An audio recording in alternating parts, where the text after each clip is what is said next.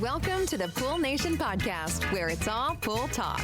And we ain't talking about netting and jetting or splashing and dashing. We're talking about becoming a nation of pool pros. We talk about the latest products, trends, and training in the pool industry. Now let's welcome your host, with over a decade of industry insider experience and still the reigning champion of Marco Polo, Edgar De Jesus, and his co-host, John J.J. Flawless, the fastest netter in the West, and Zach the Pool Boy Nicholas.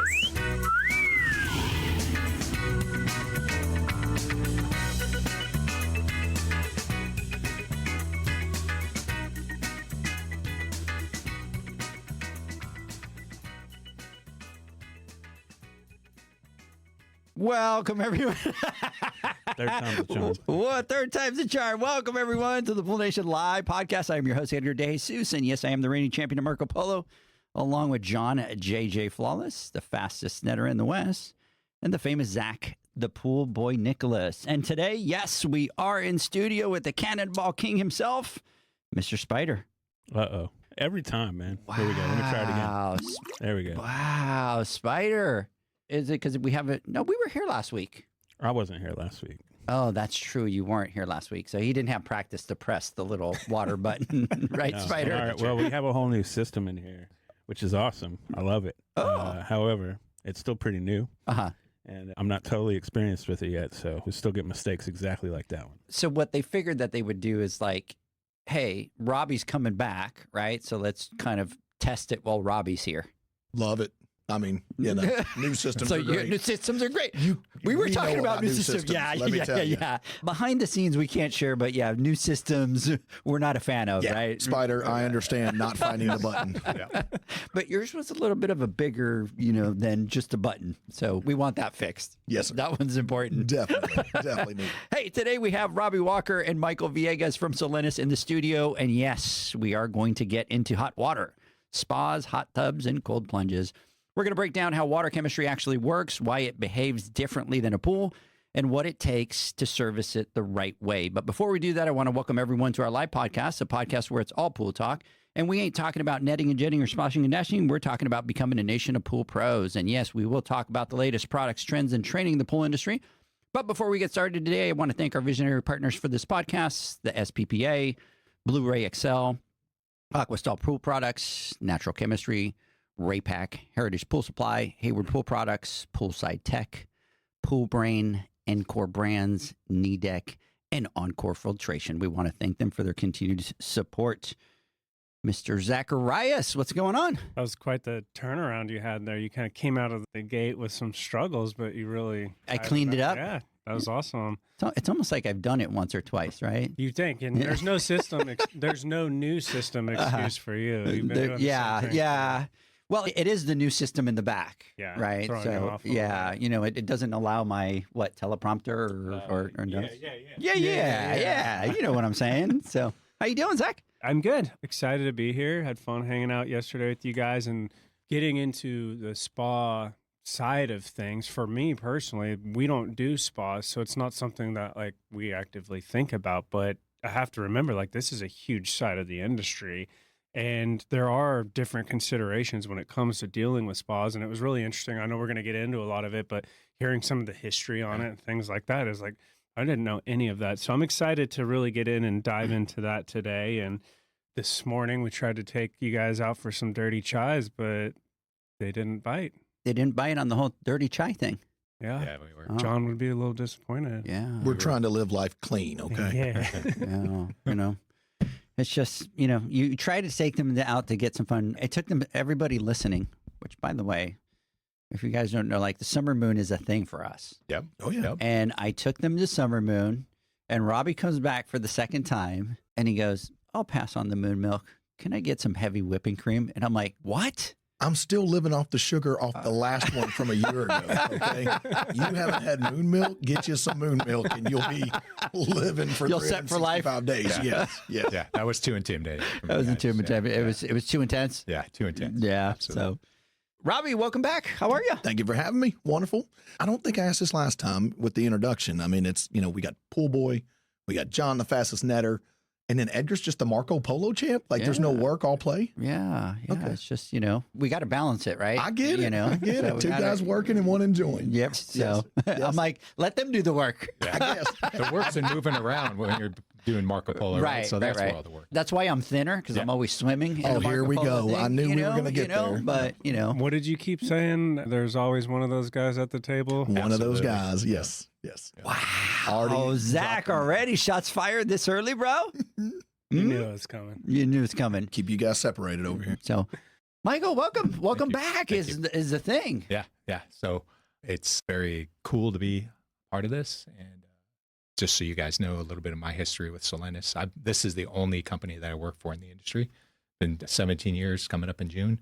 Bounced around the company, had the privilege of getting to know different parts of the business. Mhm. So worked with corporate accounts, worked, as a territory sales manager, regional sales manager, both on our mass side of the business and our pro dealer channel. So it's been a long ride. It's been very enjoyable and continue to be on that path to find new exciting things down the line in the industry. And we talk a little bit about that today, but we talk about it a lot every day with our customers as well. Yeah, absolutely. And by the way, for everybody listening, which you had to remind, we go way back. Yeah.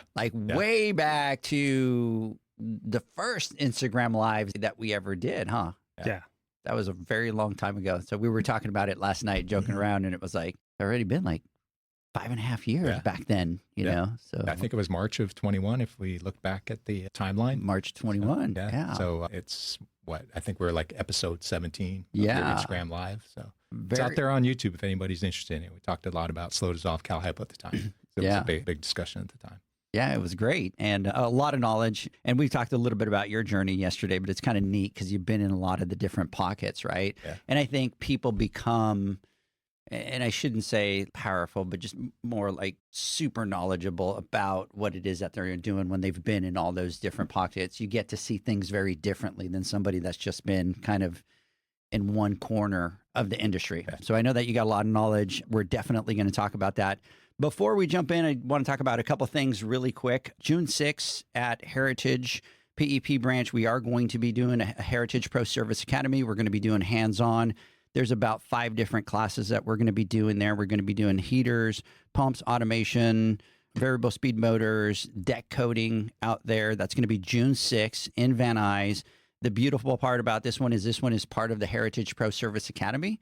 So believe it or not, Heritage will cover all of the education for everybody that registers. So there is no $250 charge for the classes out there. So if you want to go to Pool Nation, there's a button there that says Heritage Pro Service Academy. Click on it, register. You'll be able to register. If you want to bring an employee, if you want to bring 4 employees, if you want to bring 10, you can just sign them all up right there and kind of come out. We are going to start some of our certification processes there. So, for those of you that want to start to that process, come on out and do that. We do have some tea that we're going to spill, and I got to share with you some of the emails that I got a little while ago.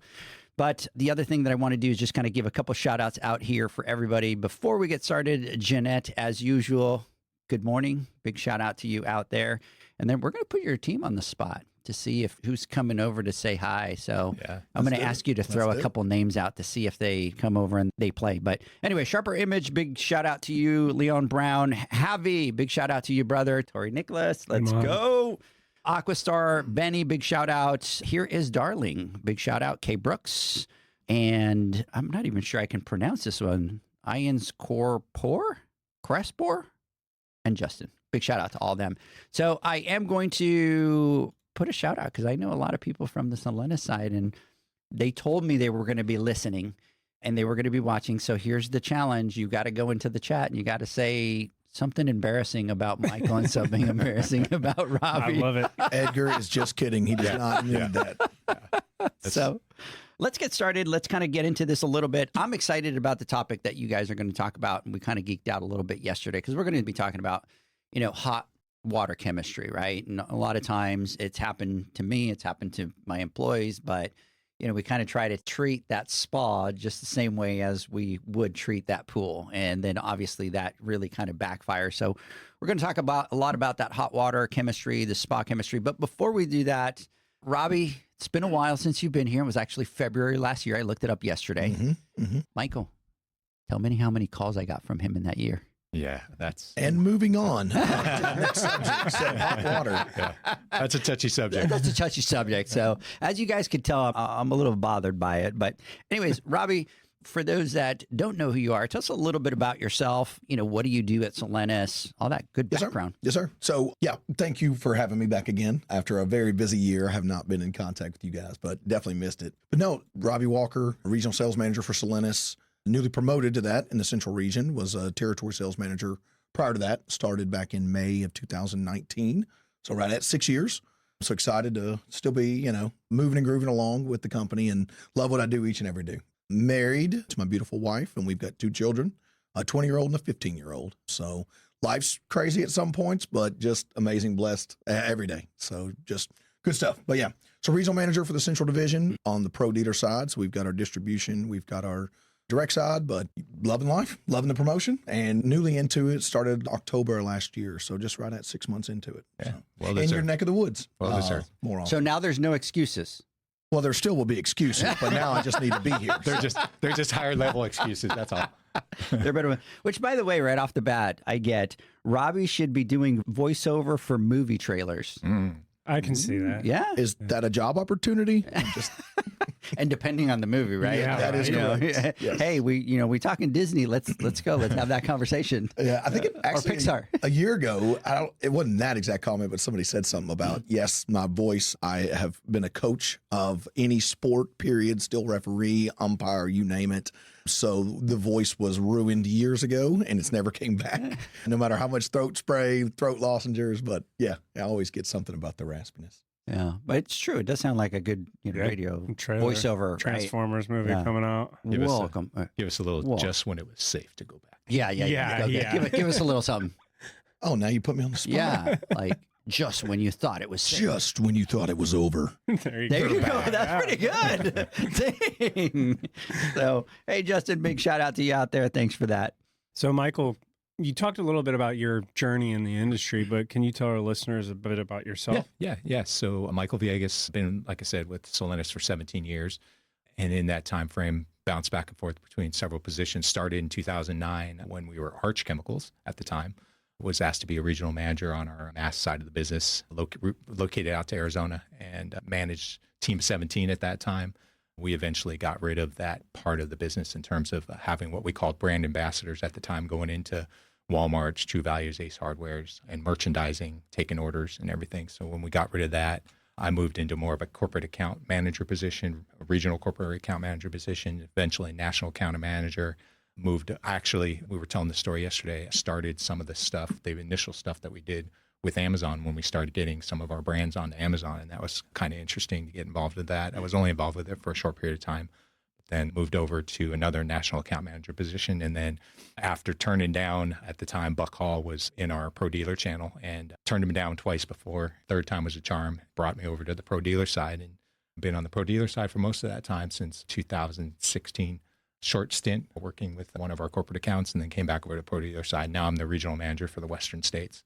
I've got 4 people that work with me out in the Western States. We recently brought on some branded distribution reps, which has been a huge gain for us as far as that's concerned. Personally, coming up on a 10-year anniversary, married to my wife, Lisa. I have a blended family now of 7. So she brought 4 into the equation. I brought 3 into the equation. So big range of ages. The youngest is 19. The oldest is going to be 36. Soon. So yeah, it's cool. So I used to live off a calendar, not so much anymore because my youngest is now out of high school and she's not as busy as she used to be and she's more independent. So, outside of that, my wife and I just love going to concerts, love going to sporting events and just doing stuff around the house. 7. It's funny how that changes, right? So these 2 are rookies. They don't know that part yet, but it's interesting how that Tell us, changes. Master. It really is interesting. Once, they hit that 18, Right. 19 and they don't have to be out of the house, but for the most part, they have a life of their own and stuff like that. Like just managing your day-to-day changes as a parent, there's not so much of, okay, well, I have to, bucket time for this, for the kids and that event and this event and kind of manage that, like you're saying, manage that calendar. Not that it's always a good thing, right? Because it's always fun to kind of be engaged with them and doing it and have something else to draw you to that side. But for you 2 rookies over there, that's for you, it's coming sooner than for Zach. Yeah. Zach's got the youngest over there. Like, give me some tips once you get through it. I Oh, wanna hear I'm still looking for those tips in that book. I mean, yeah. So, Michael, now you're on the pro dealer side. What does a normal week look like for you? Yeah. So as a regional sales manager, as I said, I've got 4 people working for me. So our weeks always start out with a meeting of all of our branded and dealer direct TSMs. All of the RSMs take turns running our weekly meeting where we have all of our support teams, our marketing, our anything that supports what we do as a dealer's channel. We'll get together and have a morning meeting and kind of share things, let everybody know what's coming up, where we are from a production standpoint. And then from that point on, my week may consist of getting on the road right after that, sometimes on Monday afternoon, and meeting up with one of my territory sales managers in whatever area they're traveling in throughout the Western states, spending time with them, coaching them up, getting to meet the customers, obviously, because we want to be in front of the customers just as much as territory sales managers are. We need to know what's going on out there in the world when it comes to if we're doing things great, if we're not doing things well. We need to know about that so we can fix it. And we get to hear the voice of the customer, which is really important. And then also we get a chance to, find out where we're short on things. What are things, ideas that our customers have that they bring to us and let us know, hey, it would be this is a nice to have, or they just want to know what kind of innovations coming down the road. I love that. I mean, we talk about it all the time. The best feedback is hearing what you can do better. Yeah. And that gives you all the ideas that you need to hit. So that's the way to do it. Yeah. And in our industry, it's funny because it's such a key to success, right? It's for some reason, and we talk about it all the time, there's not too much innovation. There's not too much change. So it's very easy to just kind of go to your customers and be like, what do you need? And just by giving them exactly what they need, you're already 10 steps ahead, of everybody else. Yep. Yeah. And relationship, I mean, we talked about it. This is a relationship driven industry. And if you don't have the relationships with your customers, whether you're a territory sales manager and you're interacting with them every day, or Robbie and I as regional sales managers, we're getting it from every one of those territory managers' customers, whether it's on the distribution side and getting it from the corporate side or the individual branches or our direct customers. We've got to take care of those problems, which they don't dominate our day, but there's certainly some out there where, we try to empower the territory sales managers to make independent decisions, but there's those times where, they come to us and we always ask them, hey, don't come to us looking for the answer every time, come to us with some solutions and then we'll decide together what the best path is. Love it. I think there was a Harvard Business Review on that called "The Monkey's on the Back. Don't come to me and throw your monkey on my desk. Come to me with the solutions." Right. So that's awesome. I talked about it earlier, and I think I want to get into like the history of spas and how they kind of came about. And in the early days, treatment was more along the lines, if I'm not mistaken, of just draining it, refilling it, and that was the process. And then at some point, the industry started actually thinking about sanitizing and like residual sanitizers in the body of water. When did that come about? Yeah. So, I mean, if we go back to the very beginning of hot water soaking, the Egyptian civilizations, the Asian cultures, it was all about more of just that soaking type of situation. But there were large baths. The Roman Empire, they nailed it when it came to large communal baths. And it wasn't just for, cleansing purposes. There were spiritual sides to it and everything. And then we kind of adapted out of that. I think I was talking to you guys about in the 70s, the wellness kind of concept started. And it was a lot of these guys who were coming back from the Vietnam War. And they would go to Japan for an R&R. And Japan had these big, huge wooden soaking tubs where, there was more of like a family atmosphere with those. But they incorporated that into a lot of the R&R that the soldiers were doing. And they brought that back to the States, and they recreated those wooden tubs out of redwood and cedar at the time. But the problem is that wood has a lot of penetration to it, and a lot of the bacteria and stuff like that was getting embedded in that. There was no way to do that, and it was leading to a lot of health issues. And so that's when they started really determining that sanitization was important. Number one, water chemistry obviously was a big part of that. And then, it's been the evolution of getting out of those wooden tubs and into more of the acrylic tubs and, all of the water movement that's involved with that. And then obviously sanitization and water chemistry played a big part in that. It's kind of cool how that whole thing has evolved, right? You look at it all the way back from the Egyptians and the Romans. It really was obviously not the spas that we see today and what they're used for today, but kind of, the evolution of it right there. I do have to interrupt the podcast for just a second because, I like these right here. So he's got a big old grin on his face. I got a big grin. And so I'm getting a message here That is my dad, Michael. So proud of you. Big, huge heart thing on it. So let's go. That's what I'm talking about right there. So Awesome. always get excited when we get those. Always get excited when the family members are out there. So her Instagram name is Here Is Darling. So big shout out to you out there for jumping on and letting us know that's dad. Thanks, baby. So exciting. She just got a better allowance this week. She should have texted that to me first. That's Hey, right. can you help me work an allowance here? And I totally would have helped you out here. So Checks in the mail, right? yeah, right there. So I want to talk a little bit about what the next evolution looks like. So obviously we've talked about the Egyptians, the Romans, all that. And nowadays, obviously, the hot tub industry looks very different. Yeah. We're starting to see a lot more of the cold plunges. You know, systems are getting really advanced. Now some spas with salt water systems, ozone kind of becoming standards. You know, where do you think that is headed?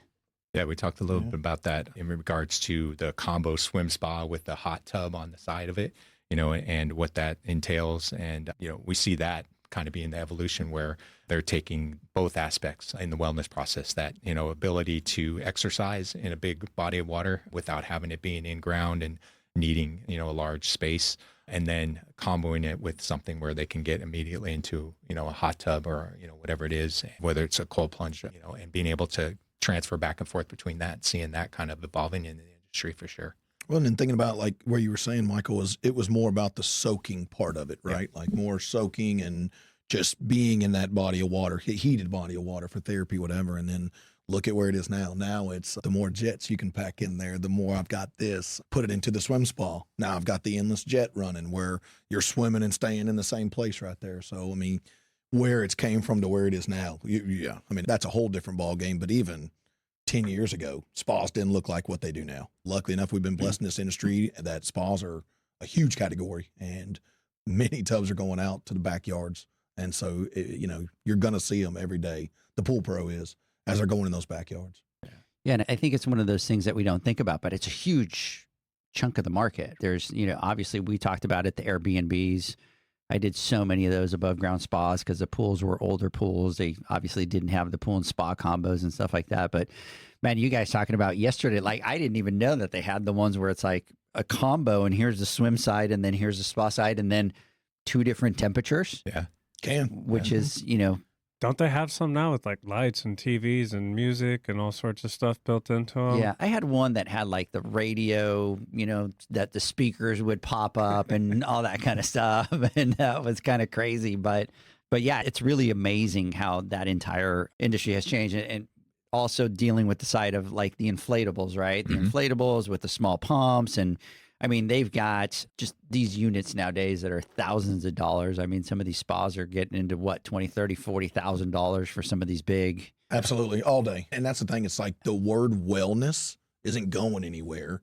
It's what particular demographic or price range do you fall in for that wellness? And it could be that, hey man, I bought a brand at XYZ and it blew it up and it's heats my water up in 3 days and I'm soaking in that. Or yeah, you've got a $40,000 swim spa sitting out back. So the wellness isn't going anywhere. I think it's only going to get more and more, you know, prevalent in our industry. Prevalent, yeah. So I want to talk about from the Pool Pro perspective, and you know, does really the chemistry change, right? And you know, and it really depends what tier, what area that they're working on, right? Pool, commercial. Obviously, we've got the hot water, but you know, when we talk about chemistry, does it change from one to the other? Oh, I mean, absolutely. Hot water is going to affect so many different things from, I mean, even the chemicals that you're applying to it, the way they get applied. Think about the jets, the aeration. If it is a, you know, we'll call them above ground or in-ground spas. You know, a lot of your in-grounds are usually attached to the pool, spilling over into it, no cover. But then the acrylic standalone ones, that thing could stay covered who knows how many days. And then, you know, I'm telling you, we'll get into it later, I know, but it's like, you think about issues or things you might arise in the body of water. That's 25,000 gallons of water with a very large size filter probably on it. Let's back that down to 350 to 400 gallons of water with a filter this big in it. And you're hoping it's doing your job in between that 7 days that the Pool Pro's not there. Yeah. Just a lot of different variances that, you know, we said it in the beginning. You can't just think, they got a spa, we'll treat it like the pool. Just doesn't work. Hey, I know you got a question. I'm going to cut in here really quick because, Robbie, you have to give somebody a raise. I mean, I think, look, his daughter kind of gave him a shout out. And then you have Kareem over here kind of going, hey, shout out to my boss, Robbie Walker, and his direct colleague, Michael. Awesome leaders at Solenis. I just sent him a message that we're going to put in a raise request for him. Well, I'm going to do better. Kareem, you can have the day off tomorrow, sir. Okay. Actually, tomorrow and the next day. How about that? See you Monday. Oh, absolutely love it. So when you talk about wellness, and that's, I mean, like you said, that is not going anywhere. You're seeing more of it just in everywhere in menus and things like that. It's a priority. And I think about cold plunges and like how you start seeing like social media, those are really taking off. There's a lot of benefits to them. It's a category that's really growing fast. When we're talking about cold plunges, how is that different than treating a hot spa or pool? What kind of varies there? Yeah, one of the things that's really different is the dissolution rate of the products that you're using. Cold water tends to slow down the dissolution rate for, any granular or tab or anything that you're using. If you're using liquid, not so much. So liquid products are really popular with the cold plunge industry. We manufacture at Solenis a product that a lot of people have grabbed onto as the go-to for sanitization and oxidation with the cold plunges, just because it is in a liquid form and it does a job just as well as, your chlorines and your bromines.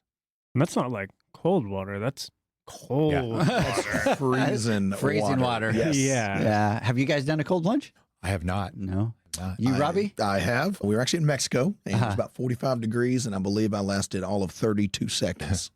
That's 32 seconds longer than I would have lasted. Yeah, Because I'm like, no, I wouldn't even get in. I'm like, no, thank you. You know what's fun? I mean, because you're doing it and you're kind of stepping down and you're doing your breathing. Like, I didn't even have a clue what I was doing, but your body just kind of reacts. You're like, oh, if I just plunge into this thing, I'm literally not going to be able to breathe. So you're practicing your breathing, you're doing all this. So even in my 32 seconds and 40 something degrees, you felt better once you got out. So definitely the thought is there, but boy, getting in 40-degree water every day takes a lot of discipline. Let's say that. And so they walk you through how to breathe. I wouldn't have thought of it. I would have like get in and just walk in. Yeah. So they kind of prep you and breathe or I think as cold as it is, you just slow down and start breathing. It's just a natural. It's just your body says, don't do this. So, cold plunges are like a big deal right now. But, we were joking about, I think yesterday, cold plunge as a theory has been around in the athletic field for quite a while. In the 80s when I was playing ball, that was like a go-to thing. You get off the field, for recovery. We'd have these big stainless steel tubs and dump bags of ice in it, and water got cold and you jumped in it, you were in there, and then you got out.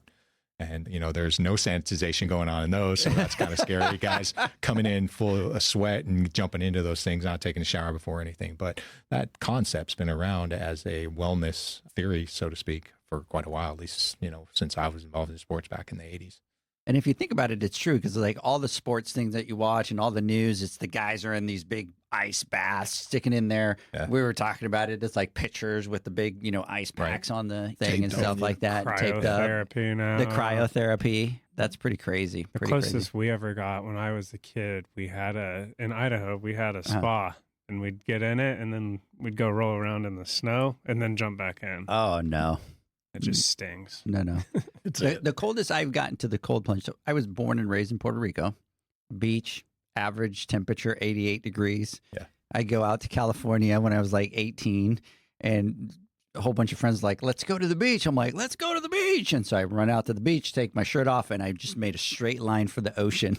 And as soon as my ankles hit the water, I like stopped and I said, what the hell is this? And I'm like, I came out and they're like, that's it. I'm like, I'm not getting in that thing. And I'm like, never again did I even put my feet in the water in California. It was like freezing. There was that body. Your body told you absolutely not. This is not meant for you. Yeah. And I literally went like petrified, like into like a rock just stopped. I'm like, what the heck is this? So let's talk a little bit about the water chemistry specifically. And I know it happened to me at the beginning too. You get into it, you don't have a lot of education. So you start managing these spas, and I kind of started treating it like, another body of water and stuff like that. It's a completely different animal. So can you guys explain the big three reasons spa chemistry behaves differently than a regular pool?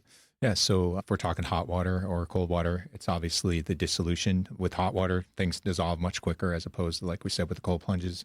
and the dissolution reaction is a lot slower.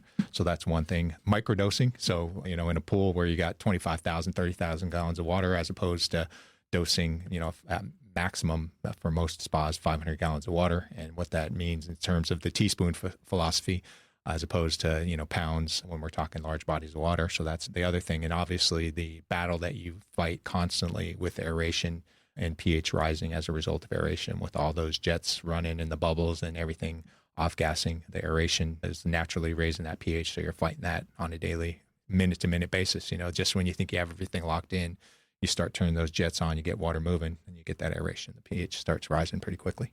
Yep. And number one, I mean, you think hot water is wanting to be a breeding ground for everything that you don't want to happen, right? Like it's part of nature, right? So you get that 100, 102 degrees, and then you put some bodies in there. I mean, sanitizing and keeping it safe is priority. And I mean, it's happening, right? So you got to make sure you treat it. What happens to those bodies when they get in there?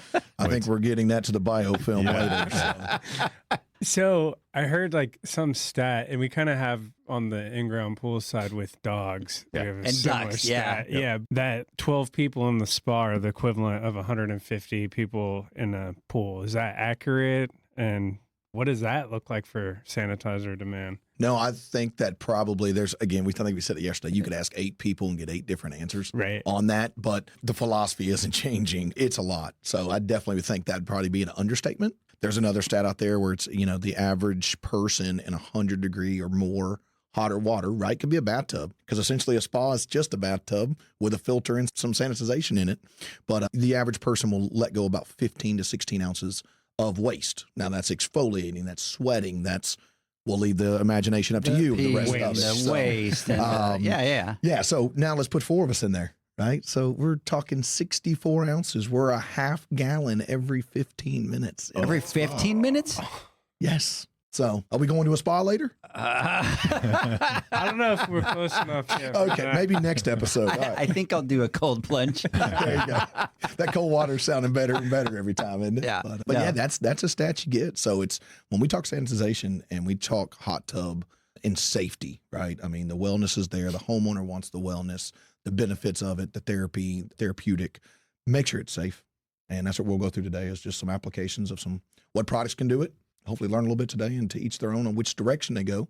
But that's just mainly keeping it safe. And then you guys talked a little bit about it, but maybe we could talk a little bit more in detail, because we talk about it on the pool side all the time. And Bob was huge on this, on the aeration side, right? And so we're always talking to pool pros, helping them solve issues. And then it's like the customer has the little water features and the waterfall, and they're constantly fighting that aeration. And Robbie, you were talking about it. It's like these spas nowadays have, freaking 20, 30 jets in them. So talk about what that does to that water chemistry constantly. Yeah. So, we talk about the specific type of sanitizer you're using and where it is on the pH scale, whether it's acidic or base or somewhere neutral. So that's one of the factors that you're taking into consideration when you're balancing especially your pH after you get your alkalinity where it needs to be. But then you've got to take into consideration how long the jets are running for, how much aeration is, and like Robbie said, you can have spas that have 50, 60 jets on them these days. And just imagine all of the aeration that's happening, all the turbidity, the turbulence that's happening with that, and how that's affecting pH immediately. So it's really important from a chemistry perspective that you've got everything locked in, especially your alkalinity. And, if it's acidic, if you're using dichlor as your sanitizer, you have to take that into consideration because it's already acidic. So maybe you run your pH a little higher, but then you have to balance that with the fact that pH is always wanting to rise with the aeration, right? So it's a delicate balance. It's something that, we tell people, it tests almost twice as often as you do on a pool, just because of all of the factors that we talked about with bather load and aeration and what chemicals you're using. So it's a little bit different of a beast for sure than taking care of a pool. I mean, you're still doing a lot of the same ranges for pH and alkalinity that you would with a pool, but you've just got a lot more battles that you're fighting on a daily basis with hot water and aeration and all the things that go with using a spa. Yeah, and then we're talking obviously hot water, right? Hot water is going to grab those chems and just break them down a lot faster. And there's a lot of customers that will just have the spas at 104 the whole time. They don't lower that. And there's a lot to the smaller body of water, like you touched on, and the dosing. Yeah. And I think a lot of pool pros out there, they fall under that trap. And same with us, we get these small little like spools, and the homeowner's like, well, it's a small body of water. Like my price should be less for maintenance. And it's like, no, this thing's actually like way more of a pain in the butt for us to take care of, you know, because I always think of that meme guy that with the steaks and he's always salting it like this with his arm. And it's like, that's how we got to treat those bodies of water. It's Sprinkle. Yeah. You know? sprinkles, teaspoons, like you were talking about. And so a lot of times it is a little bit more work. And I think that's something that people should be mindful when they're looking at these things. Absolutely. And and it's that thing, like you don't have the education, and I have shared that happened to me. So I remember being in Puerto Rico, having a vacation rental, one of my guys going over, and it was that was an aha moment for me, because he's like, well, you know, it was a little kind of cloudy, kind of getting a little greenish. I just kind of threw half of a pound of dichlor into this thing. And I'm like, no. I'm like, no. And he's like, well, I just wanted to flip it really quick. And I'm like, well, now we have to empty it. Like if you have people coming in, there is no quick, the damage is done with what you did. So I do have one question here that I'm going to ask you guys. And so Anibal is saying 1 gallon of pure human juices per hour. See, I told you we were underestimating. We were dosing that. Oh, damn. I love his label. Yeah. Human juice. I love it. And then Day, hey Day, big shout out to you out there. Day is saying foul. I love my job? ? Yeah, for sure. And then the next question, and I do have a couple other comments because people are jumping in, but what do borates do for hot water? Do borates work in hot water? So borates, yeah, absolutely. I mean, it's more for pH balance than anything else. You know, borates, hey, look, they have lots of benefits. We've talked about it in the past, but you know, from a pH balance perspective, borates are great. We have, you know, the industry has pH products that include borates for that purpose to kind of help you keep that pH locked in place. And then not to mention the softening principle, depending on how much borate you're using in the water, because, you know, there's certainly a line where you're not using enough to really see the effect of softening the water. And it's certainly got some algostatic properties to it as well. So lots of benefits with it, and the clarity of the water as well. Yeah, and I mean, you suppress that CO2 in the water. I mean, you just you're stopping a lot of the what ifs and the aeration and all this other stuff. So yeah, it's huge on the, you know, softness of water, but also the pH regulation or regulating side of it. Do you guys see a lot of usage of borates in spas? I know not that you as guys much as we'd hope. So Yeah. when you look at it, and again, we go into the necessities, right? And then from the Pool Pro or the retail store, it's like, is it one more thing? Yes. But man, would it make your life a whole lot better? Absolutely. Yes. Yeah. And that's same on the pool side. I mean, there's not a year that goes by I don't have borates in mine. In my body of water, my pool. Yeah. I've got a spa. Have I ever put it in my spa? No. No. Why not? Come on, Robbie. I talk about the features and benefits, but I've never put it in there, you know? So I'm my own worst enemy here. Yeah, gotta be a you know, there's the trendsetter. essentials that we talk about that you want in the water every day, right? But then there's the supplements that we talk about. Well, borates kind of ride that line, right? Is it really a supplement, or is it really a benefit? You know, something that's an essential chemical that we have in the water. Yeah. I And think we we're- should make it essential as an industry. Yeah, I agree. And we're big believers in borates. But yeah, and I hadn't even thought about that from that standpoint too, right? Especially because you have all these jets and you have all these things. So if you have that is helping you. And we talk about it all the time. We're not here trying to sell products. We just tell people will say, well, I could do it with chlorine and pH. Can you do that? You absolutely can. Absolutely. Absolutely. But you have these other tools at your disposal that you can use to make your life easier. So why wouldn't you want to have those? And you can pick and choose whether it's a clarifier, whether it's enzymes, whether it's borates in that spa that are going to make that job a lot easier for you. I think, yeah, like you're saying, it's the essentials and kind of, you know, where does it fall? But I think borates are a big one. I do want to come back really quick, and then I have another question for you guys, and that is, 2 of the best Pool Nation seriously never misses on their guest picks. Who is Brighton? Britton Pine. Yes. Yeah. Britton Pine. She's one of our territory sales managers down in the Southeast. Thank you for that, Britton. Down Southeast. Telling you, the team is showing They're, up they're, strong they're all of a today. sudden showing up. I'm liking it. And you know what? It's like field people. I was expecting to hear Justin, but I haven't heard from Justin yet. You know, them marketing guys, they sit in the background. They're in the back. Justin. You know what, Justin? I'm going to text you right now is what I'm going to do. I'm going to be like, where are you? So maybe if Justin texts, you guys can both have the next 2 days off like you were saying. I think I'm going to go ahead and plan to have those off. Actually, I'm not. I'm working tomorrow. Robbie, you seem to be the guy that you are plugged in 24/7. Am I right or am I wrong? I try to be. You are. Yes, sir. Like, I am. You I are. love it. I eat, sleep, and breathe it. I mean, Yeah. I do. I just want to, you want to be that advocate, that helper, that whatever for all things related. Just, I just eat, sleep, and breathe pools. That's all I've ever done. Yeah. So- Yeah. So Michael and I are catching up. We're talking stories. And he's in the background, and all you hear is the little clack, clack, clack, clack, clack. Yes, sir. Yes, absolutely. And it's helping people troubleshoot and robotic cleaners and all that kind of stuff. And Michael and I are just kind of catching up with him. Spring in the pool business. Yeah. If you get an hour behind, you're 2 days behind. 2 it days seems behind, like. yeah.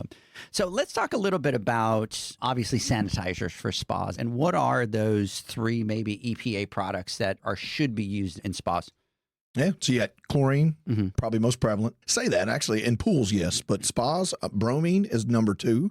And that's going to be a probably 50-50, right? Close second, maybe, then chlorine. And then you've got biguanide, which is your fully non-chlorine system, which is the fully liquid one that really does great in that cold body of water, cold plunge as well. But chlorine, bromine, and biguanide are 3 different sanitizer options that we have.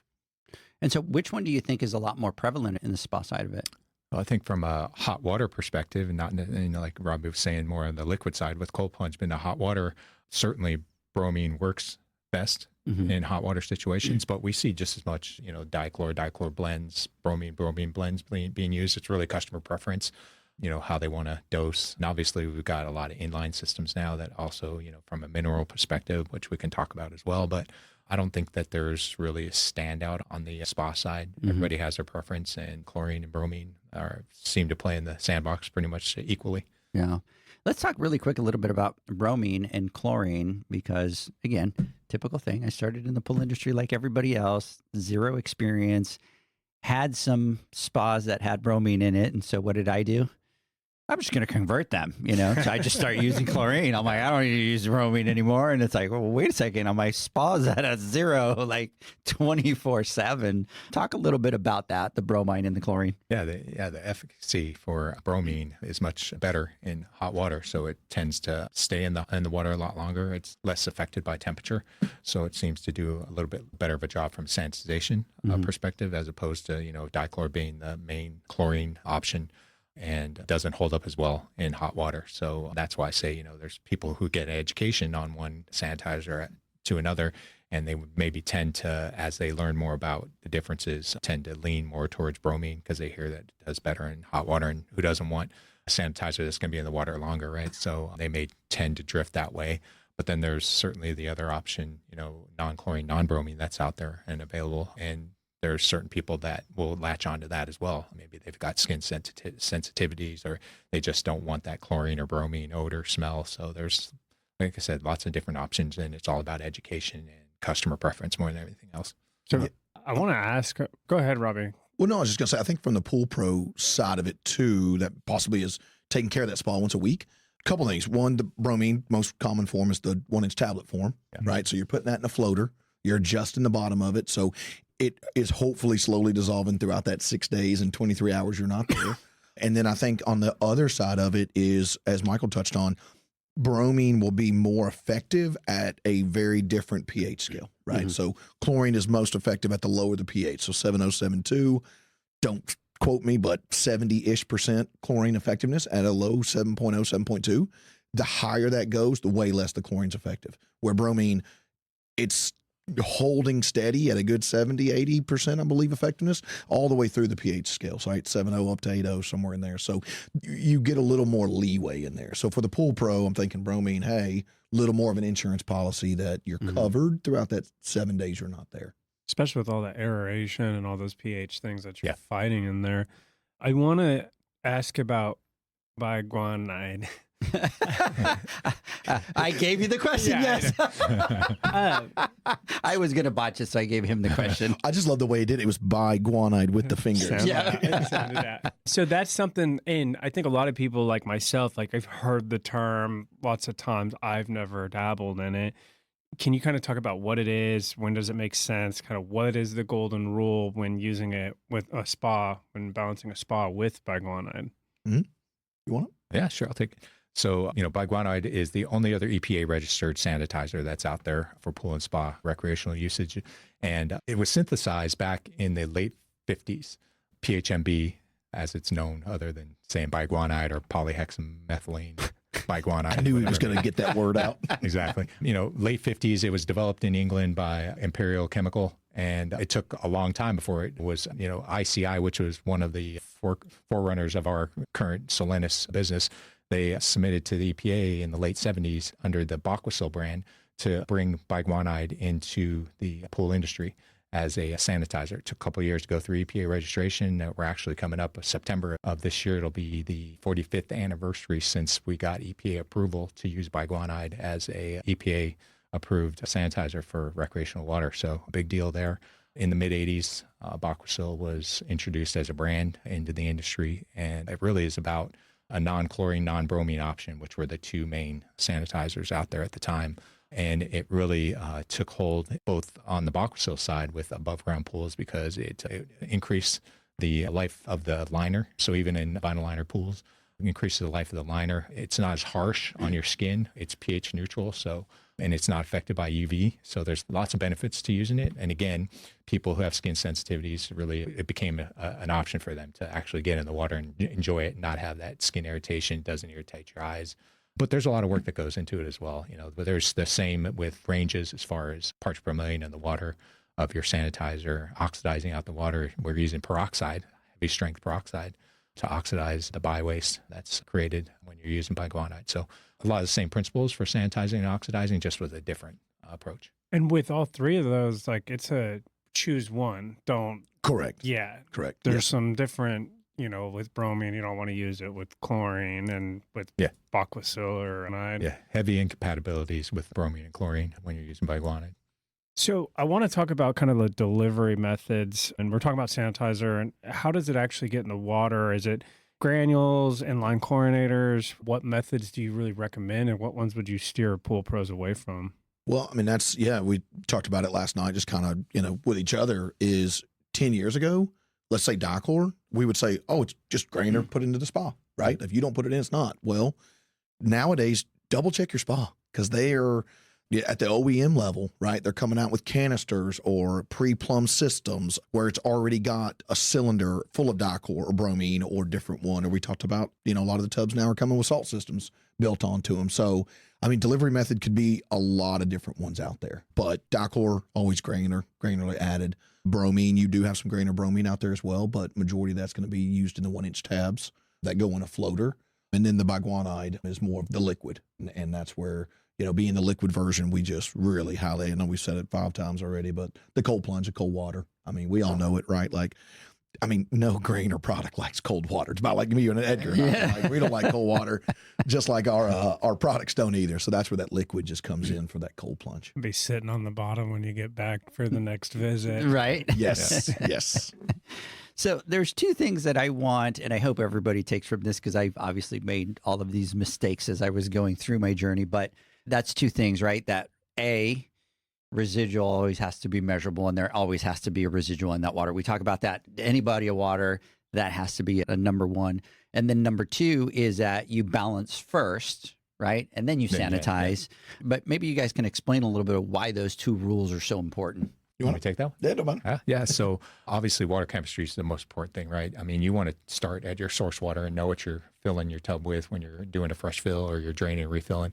So knowing your source water, because that's going to affect, once you get that fill fully done, that's going to affect how you treat your, working on your total alkalinity and making sure you get that locked in, because that's the most important thing, is getting that locked in. Then you can start to work on your pH. And you always want to retest after each one of those phases as you're working yours. So alkalinity's first, pH is next, then you're working on your calcium hardness. And then you start to worry about things down the line like TDS, age of the water, and things like that. But before you ever want to put a sanitizer in, because remember, we talked about this earlier, sanitizers sometimes have an effect on your pH as you're adding it. They're either acidic or they're basic or they're somewhere in between. And obviously we're going to be using aeration as we're turning on the spa and running the jets and everything. So getting your water chemistry locked in before you ever put the sanitizers in is just going to help you keep that where you want it to be. Make sure that everything's working in tandem and that you're not doing any damage to the shell or to the inner parts of your spa as well. Yeah.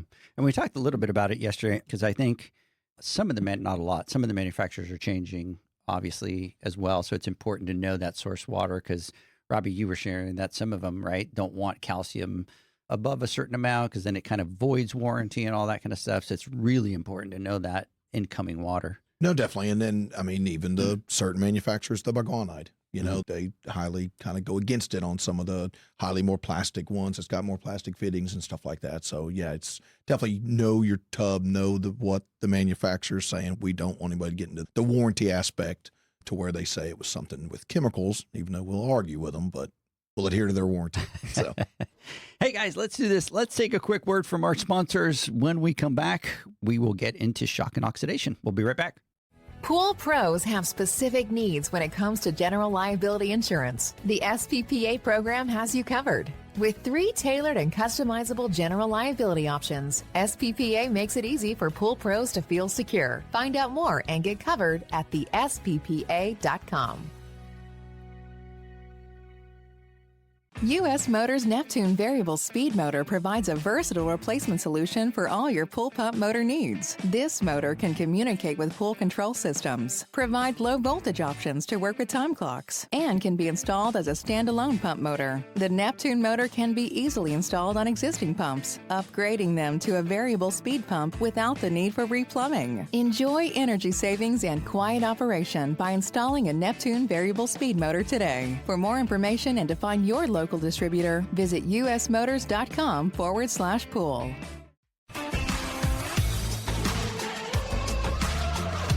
Blu-ray XL is the power of minerals working for you. Reduce your overall chemical costs and labor up to 50% guaranteed. Whether you have 20 accounts or 20,000, Blu-ray XL's direct pricing and free shipping to the pool trade have you covered. Improving pool professionals' profit and work-life balance is what they do. Blu-ray XL, the real mineral purifier. Visit them at BluRayXL.com. Blu-ray all day.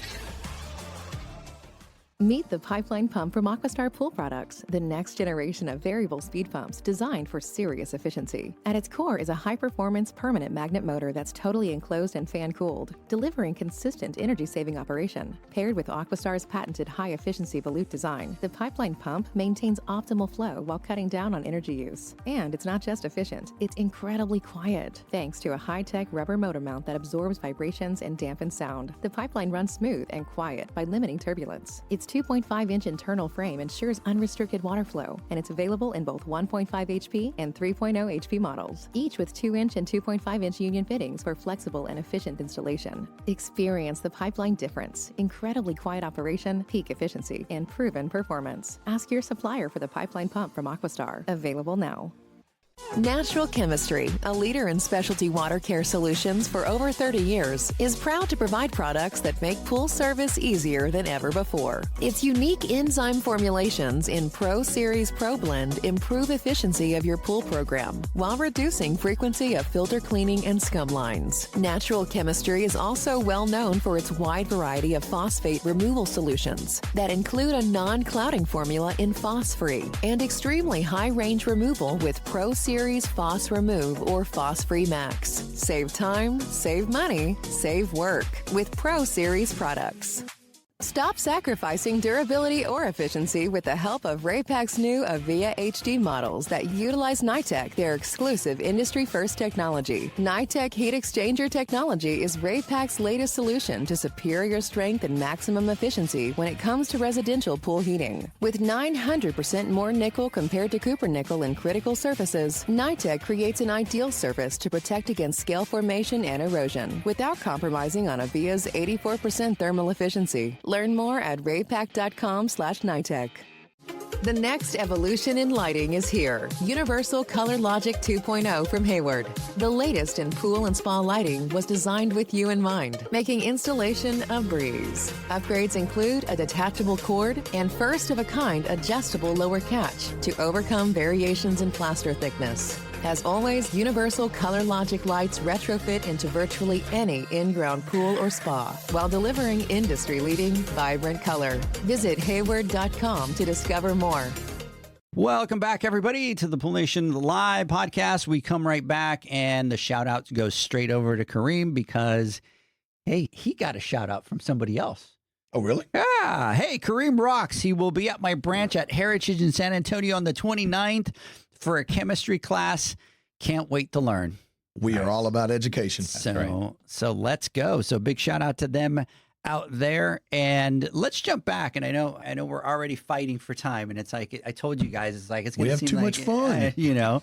So let's talk a little bit about sanitation and oxidation. But before we do that, you know, we were obviously talking about that residual. Yes, the measurable. And so delivery methods, the 3 EPA registered sanitizers, chlorine, bromine, biguanide, and the biguanide's kind of on its own little area as far as measurableness. But just remember, Pool Pros and everyone, like, again, spas we're not even getting into the meat and potatoes of how kind of clean and fun they can be or nasty, whatever we want to say. The measurableness, right? You're held to keep a higher level of that sanitizer level in spas. So we want to make sure that we're 2 ppm to 5 ppm. So we're a little bit higher than what the regulation is in pools, just because of all the different bacterias and things that could happen in that spa. So no matter what sanitizer you pick, just keep it in the water. Make sure you're keeping that good ppm level throughout your weeks. Yeah, you definitely don't want a 0.5 in there.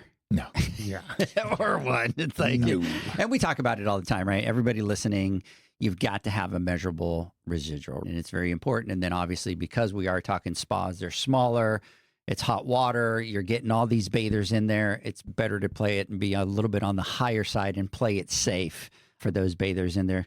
Let's talk a little bit about shocking and oxidation. Obviously, in pools, we talk about that shocking and not oxidation, but let's convert that over to spas because it's very different. So when they're doing that in a spa, what is it that they're trying to accomplish? Yeah, I think obviously, just like we do in the pool situation, we want to have a regular weekly maintenance program, and shocking, at least on a weekly basis, is very important. But the real key is after use, after a bather load, whether it's just intermittent use or it's heavy bather loads, parties, whatever it may be, shocking right afterwards to get rid of a lot of that stuff that your sanitizer, your residual that's in there is working and keeping the bacteria away, keeping all the bugs away. Shocking right after to oxidize out that waste is really important. And then in a bromine situation, you've got your bromine, your reserve, your bank, and then throwing in MPS afterwards, it kind of regenerates that bromine so that it's ready the next time you get in that spa. So you've always got some situation where you've got constant sanitization, but you've also prepared for the next time you get somebody into that body of water.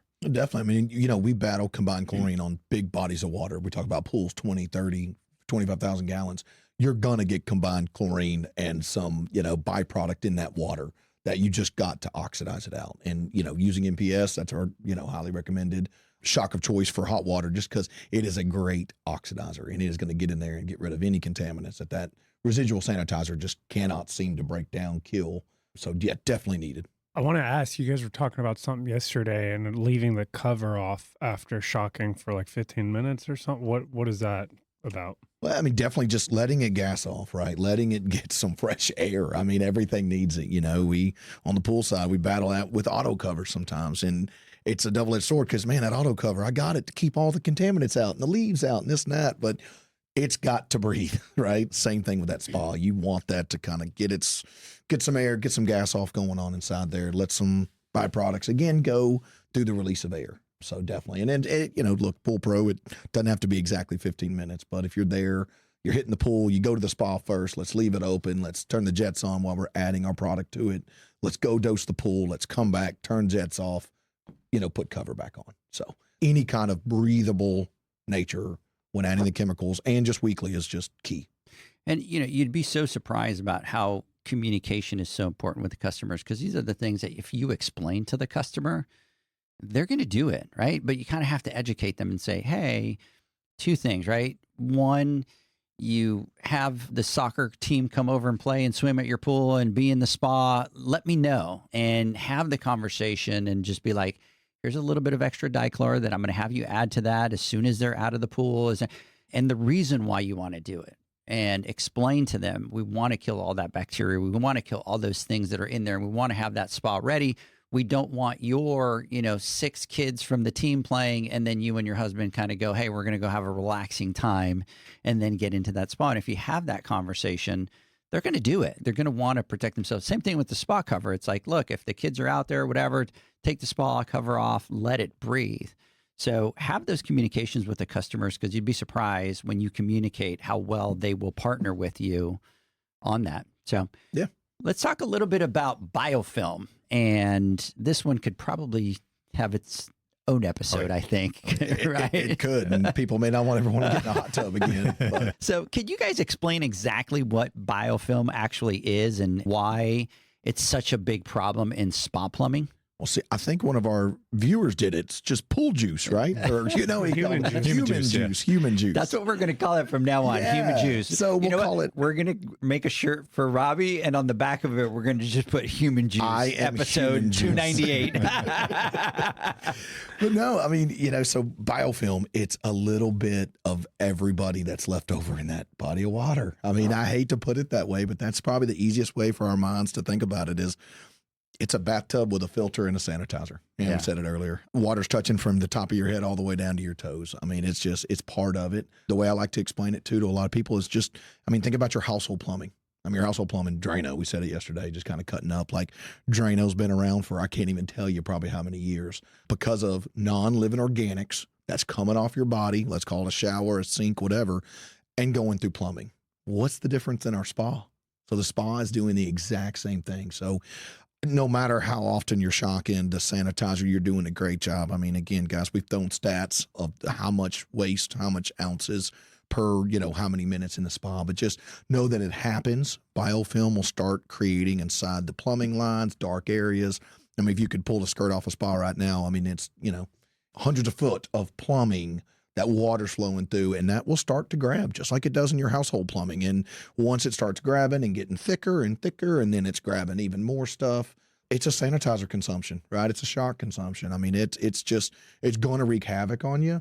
We've all can think of the jetted tub. I personally, we all talked about it with our kids are deprived because they've never been in a commercial tub or a jetted tub, but you go fill the jetted tub up, right? You're in the mountains. We said it with a heart-shaped tub, and you get it all heated up. You turn the jets on and something black shoots out of the tub. Who's getting in that, right? Like, who is getting in that? And that's a thing of biofilm. So when you put it to that nature, it's just there. Yeah, And when you put it like that, yeah. Robbie talks about the stuff that we can't see, like the plumbing and everything. But there's obviously stuff we can see, and that's that scum line that you see just above the water line, right? The scum. So when you've got people in there, obviously the water's rising with the amount of people in it. But then when they get out and the water level drops back down, you've got that scum line that's there, and that's all the body oils, the suntan lotions, hairspray, makeup, stuff we excrete off our body. We talked about how much movement of water there is and the shedding that happens on your body from that. So, and then not to mention the other things that are going on. A lot of times you see people getting out of the hot tub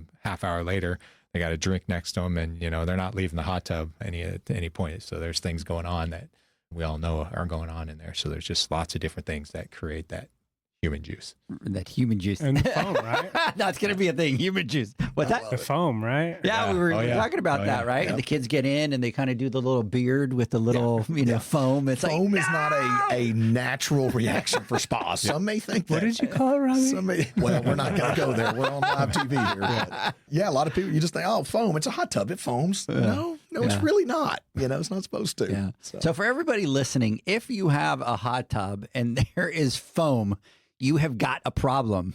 You got a reaction of something. It's not cute. It's not cool. Do not use it to make a beard. Or You've got a problem. Or a Yes.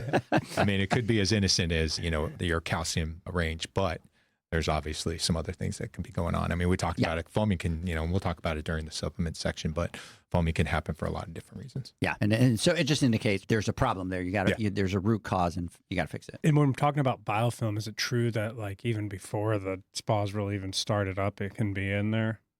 Oh, I think so. A lot of the acrylic portable tubs we talk about, they have to wet test those. They got to check the plumbing before it's getting shipped to a backyard or a store to get sold to a backyard. So they're doing a wet test. And granted, they've got probably so many coming off a line a day. So they're going through those, throwing water in them. It doesn't leak. Okay, pull a drain and it's draining water. But we all know it won't get all the water out. So then it's wrapped up, it's sealed, and it's on a truck heading somewhere.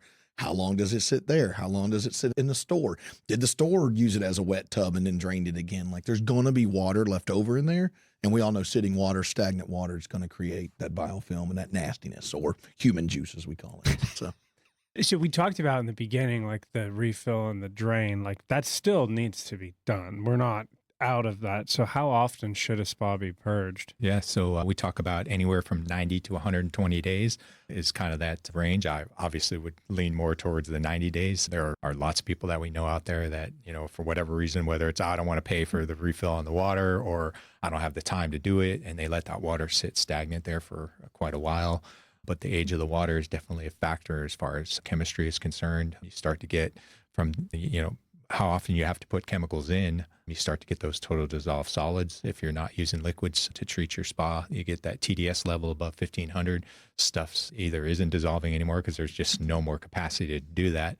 And that usually comes from the age of the water. So that's why we recommend doing it. We obviously recommended doing it as part of a maintenance program as well. There's purging that happens with the plumbing and everything. And that's when we talk about, getting some of that nasty out of the plumbing and everything. So there's definitely a regimen where you want to be doing that anywhere from 90 to 120 days for sure. Yeah, and we recommend, just simply flushing water out, filling fresh water in. Obviously that didn't work back in the Roman times, right? Or we'd have never had to sanitize these bodies of water. So there is a process, and it's a great time. You pull your filters out, right? It's a good time to soak and chemically clean the filters, because just simply hosing them off with a garden hose is not chemically cleaning it. I always say it's like taking a shower with no soap. You're not going to do that. You're going to use soap. Well, chemically cleanse the filters. You got them out. Let's hit the purge product in the tub, and let's turn the jets on. Let's get it around.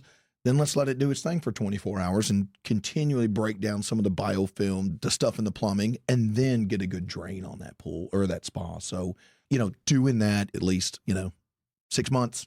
We recommend 3 months, and doing it with the chemical aspect of it is so much better than just that simple drain and refill, because you're not doing anything to the inside of that plumbing. And Michael talked about it with TDS, we want to spas. Probably 90% of the usage of spas is at night and a light's on. Lights in our industry for the pool pro is the most aggravating. It's detrimental to us, right? Because it shows every little thing in the water.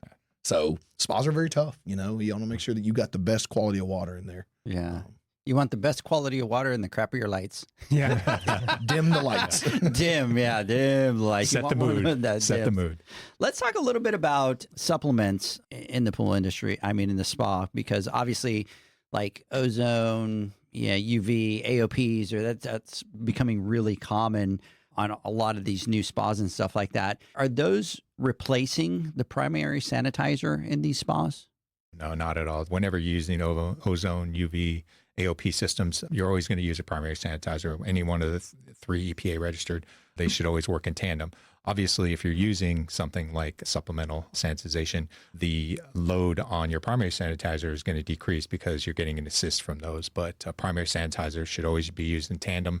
And then you get the ability to lower the ranges. We still want to be in that 2 to 5 parts per million, but you get to live on the lower end of that spectrum with the residual, because you've got some backup going on there. And maybe your sanitizer, your primary sanitizer is focusing more on something like, making sure algae stays away, make sure that you got good water clarity, whereas the UV ozone is doing more of that bacteria kill. Yeah, we will always, and we don't manufacture it, but we will always recommend a sanitizer helper. Why not? If you can get an assistant to help you in day-to-day life, wouldn't you want it? So we love them. There's a huge avenue for it. I think it's almost mandatory in a lot of these spas now. But definitely, to your question and Michael's point, is it's never a replacement. It is just a helper. Yeah, and you always have to have that residual period in the story. Yes, sir. So moving into like enzymes, clarifiers, sequestrants, there's a lot of like supplemental products and that side of it.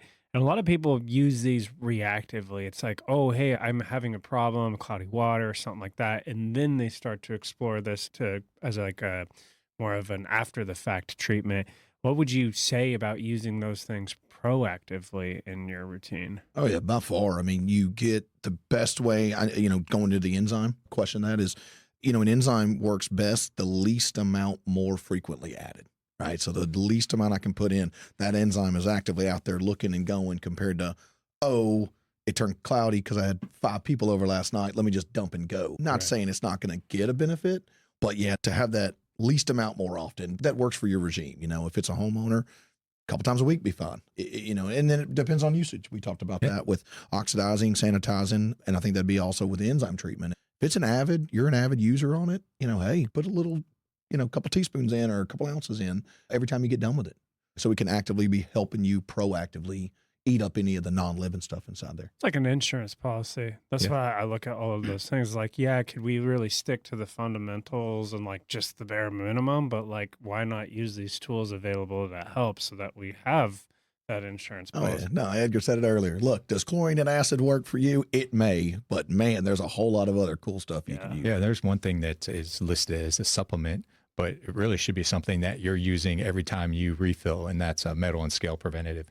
You know, when you're testing that source water, if you're testing it, you're going to find metals in the water a lot of the time, and you know we got to sequester those. Want to make sure we're not creating any staining or scaling, and we always recommend it's part of our regimen with our company. Recommend putting something in the water immediately to help prevent staining and scaling. So sequestering is by far one of the things that I would recommend as not a supplement, but more of as part of that regimen when you're draining and refilling or starting up a spa for the first time. So let's talk about those, because you're talking about the metals and stuff like that. So, you know, how does, you know, maybe mineral sanitizers kind of come into the equation, and how does that fit into the picture, into the spas? Yeah. I mean, again, it's a sanitizer helper, right? Mhm. I mean, that no matter if it's a fixed mineral that you replace 30 days, 6 months, whatever that might be, it's helping out trying to sanitize the water, but still not a standalone. But, Mhm. but again, it kind of falls into that helper, that ozone, that UV, that mineral. There's a ton, right? So it's just keeping still the sanitizer in there, but knowing you do got a little bit of backup helping you there with mineral systems. And yeah, I mean, mineral sticks, it doesn't matter how you get it in there. Maybe it's got it already pre-plumbed in the tub nowadays, but if it does, make sure you're replacing that often. You know, like they only have a certain amount of life they're going to run. Some of them I think are 4 months nowadays, 3 months to 4 months, 90 to 120. But definitely replace that. You know, you ain't gonna put it in there and it's gonna last 12 months for you, and you're still getting the benefit. It doesn't last forever? I thought that you just, I thought you buy it and you never have to replace it. Yeah. I'll find some of them that it looks like a treasure from. And it's amazing how, you know, minerals have kind of been introduced back into the spa side of the industry. You know, silver plates were used back in the Roman times in those big, huge baths that they used to have. They would run the water over these silver plates to kind of help with the sanitization process. So it was the early beginnings of sanitization where they would use these big, huge silver plates. And as they were, you know, the water was exiting the boiler, the hot water was exiting, it was actually running over silver, some form of silver, to kind of help sanitize it as much as they could at that time before they really got into, you know, the heavy sanitization in the spa side of the business. It's an expensive sanitizer. Yeah. Thought Zach, salts were bad. I think we're going to have some fun with some of these spas and go look at some of these spas and open them up and check them out, because they've really come a long way. Yeah. And it's absolutely crazy. And then again, the cost of them, you know, as well. But I'm really interested in looking at the dual one and kind of checking out, and almost like pretty much 2 spas in one, right? You have to have one for this side and one for that side over there. So guys, let's do this. I know we're running out of time here. Let's do this. Let's take a word from our sponsors. When I come back, I want to get some final thoughts. Salute. Sounds good. Pool pros have specific needs when it comes to general liability insurance. The SPPA program has you covered. With 3 tailored and customizable general liability options, SPPA makes it easy for pool pros to feel secure. Find out more and get covered at thesppa.com. U.S. Motors Neptune Variable Speed Motor provides a versatile replacement solution for all your pool pump motor needs. This motor can communicate with pool control systems, provide low voltage options to work with time clocks, and can be installed as a standalone pump motor. The Neptune motor can be easily installed on existing pumps, upgrading them to a variable speed pump without the need for replumbing. Enjoy energy savings and quiet operation by installing a Neptune Variable Speed Motor today. For more information and to find your local distributor, visit usmotors.com/pool.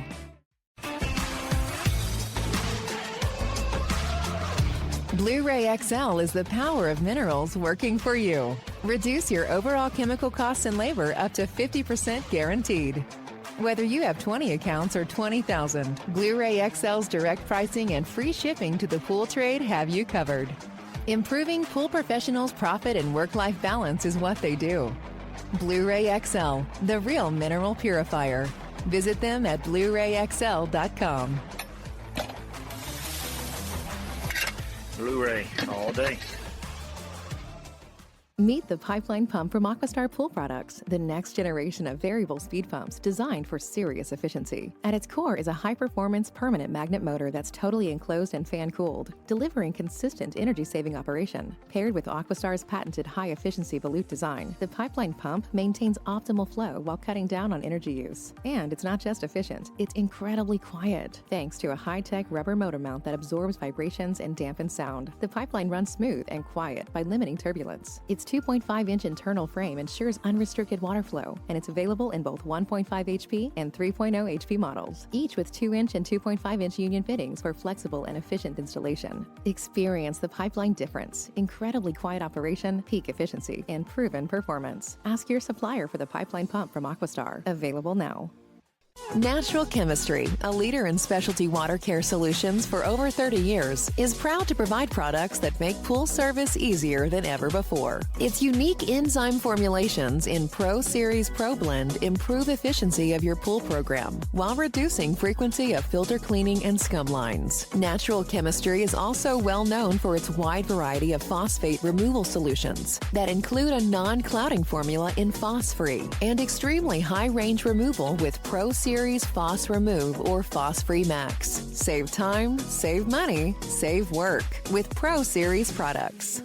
Stop sacrificing durability or efficiency with the help of Raypak's new Avia HD models that utilize NITEC, their exclusive industry-first technology. NITEC heat exchanger technology is Raypak's latest solution to superior strength and maximum efficiency when it comes to residential pool heating. With 900% more nickel compared to copper nickel in critical surfaces, NITEC creates an ideal surface to protect against scale formation and erosion without compromising on Avia's 84% thermal efficiency. Learn more at raypak.com/NITEC.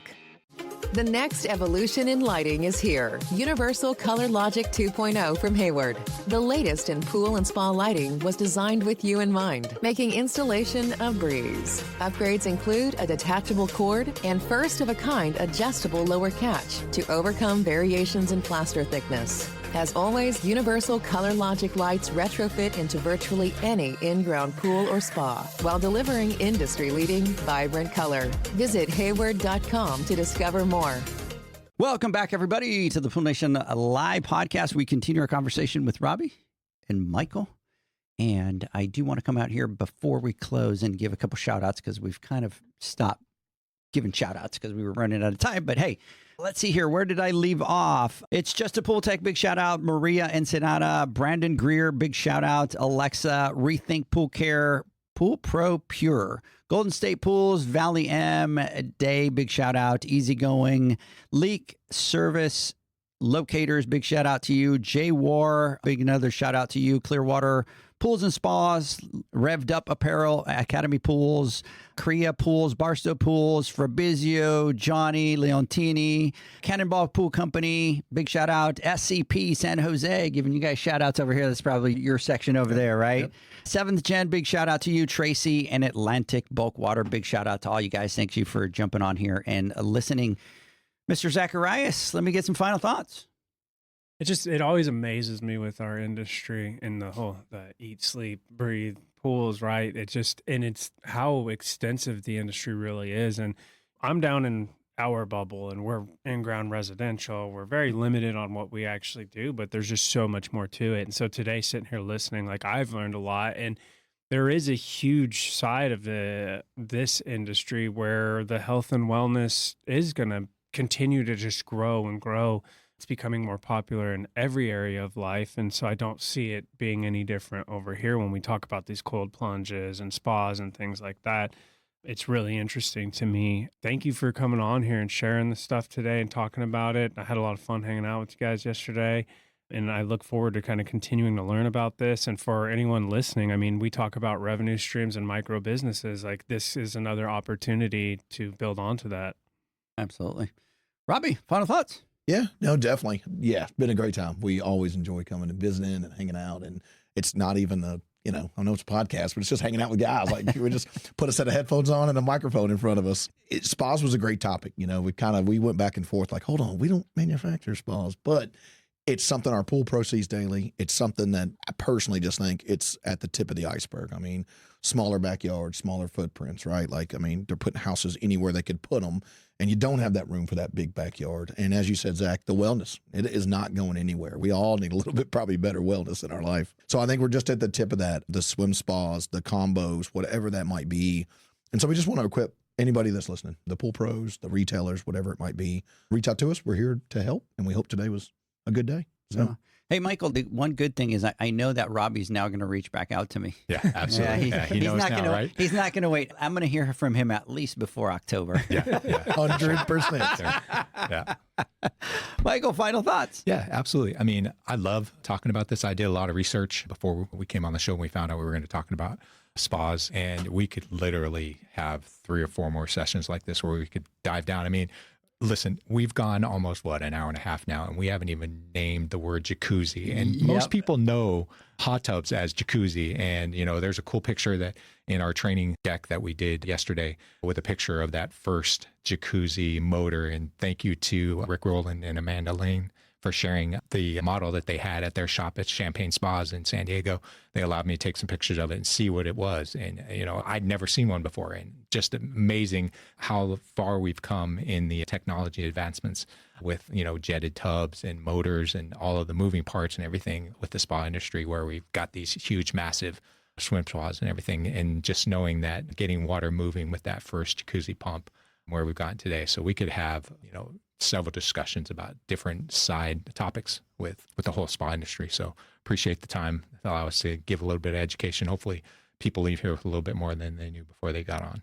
Yeah, absolutely. And these are my favorite, right? The educational podcasts are always my favorite, because it's like, even today, right? Being in the industry for 20 years, you always take something and you always learn something. Yeah. And it's always great hanging out. And we talk about it, right? This industry is an industry of relationship. There's a lot of people out there that still don't understand it, even though we talk about it all the time, and what that relationship is like.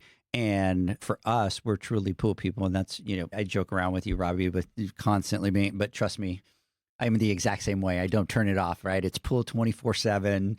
That's it. I could go to the grocery store. My kids get angry at me because they're like, the guy next to you started talking to you, and the next thing you know, you guys are talking about pools. How did you do that? And I'm like, well, he asked me what I do. And then, we kind of went down that rabbit hole. But they're like, that's all you know how to do, and everywhere you go. So love having you guys in and just being able to spend some time with you. It's that relationship. It's being able to hang out with you guys and do what we love to do, which is talk pools all day. Yes, sir. Yes, sir. It's easy when you love it. Yes, absolutely. So thanks so much for coming. Let's make sure that it doesn't take another year. Yeah. Definitely. Well, we got one question. Yeah. Is John real?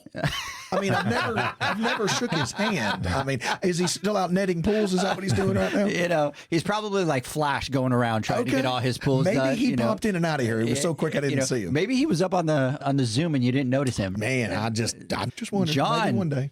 Look, shots fired at the beginning of the podcast, and John, shots fired right as we say goodbye. So, hey, hope everybody has a good weekend. Catch me and John next Wednesday on the Instagram Live. We'll hope that you have a great weekend. Bye, everybody. Have a good one. Thank you.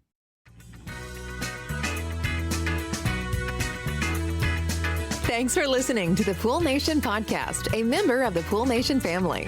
You can listen to us live every Friday here at 9 a.m. Pacific, 11 a.m. Central, and 12 noon Eastern Standard Time.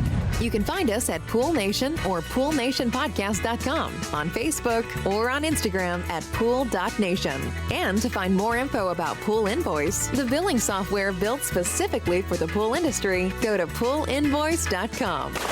Before you go, this is what the pool industry has been waiting for. PoolManUniversity.com. It's the first platform dedicated to learning the swimming pool service and repair industry. A pool service community where you can connect and find videos on business, service, water chemistry, and repairs. See you there at PoolManUniversity.com.